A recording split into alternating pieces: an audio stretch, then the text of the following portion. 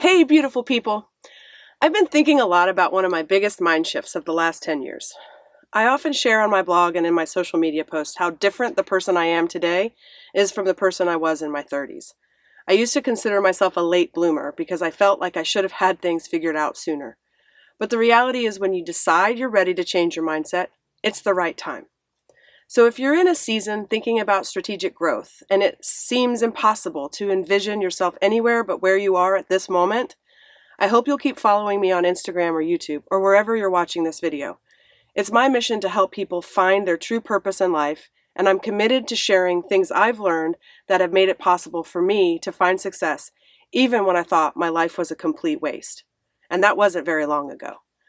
Today I want to talk to you about inviting yourself. It's been the greatest lesson for me, and it is still...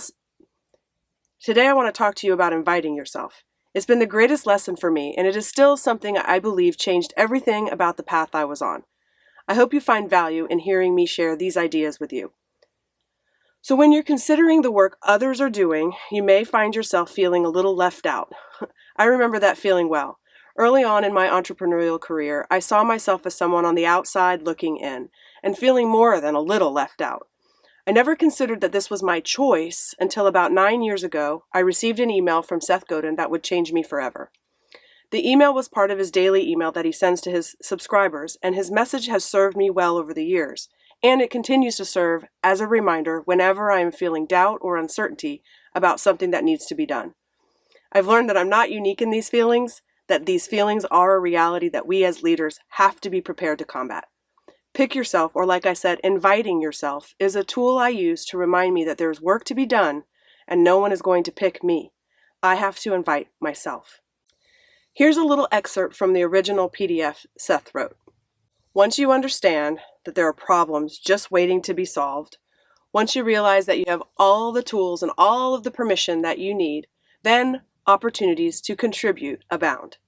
Not the opportunity to have your resume picked from the pile, but the opportunity to lead. When we take responsibility and eagerly give credit, doors open. When we grab a microphone and speak up, we're a step closer to doing the work we're able to do. Most of all, when you buckle down, confront the lizard, and ship your best work, you're becoming the artist that you are capable of becoming. No one's going to pick you. Pick yourself. Okay, so when I first read this message from Seth in 2012, it literally made me laugh at myself. Who says I'm not invited? Who says I can't share my voice? Of all the mundane, often useless messages that exist in the world, they're shared by people that aren't asking for permission. They're just refusing to believe that their ideas aren't good enough. And heck, they probably don't really care whether they are any good at all. And who's to say their ideas aren't good enough? Good enough for whom? For what? It was after reading this and letting it really sink in that I began to give myself permission to look inside and consider my gifts. For the first time, I saw who I really am, someone who can make a difference if I choose to do the work. I realized that my gifts, shining light, encouraging others to claim their greatness, and making meaningful connections that bring people together for a common good, are incredibly powerful for those I share them with. So here's my suggestion for how to apply Invite Yourself immediately. If you're looking for a way to get your foot in the door, I suggest you turn that idea on its end and just start contributing as if you belong there. Because as long as you have something valuable to share, also known as the gifts you've been given, you do belong there.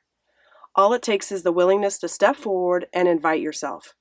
And here are some of my favorite ways to invite myself. Volunteering to show up at an event when it seems like not many people are going. Sharing or engaging with someone's post or story on Facebook, Instagram, or LinkedIn to help them reach more people and to let them know you see them and value them. Saying you're going to be there and then being there. Serving on a board for a local nonprofit. Okay, now it's your turn. What are some ways you have found that make a meaningful contribution? What gifts can you offer to your community? What gifts can you offer to your community or even complete strangers?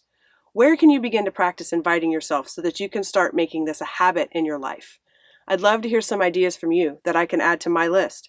Because if you can begin to see what we see and the gifts you share when you invite yourself, you'll begin to understand how much we need you to invite yourself.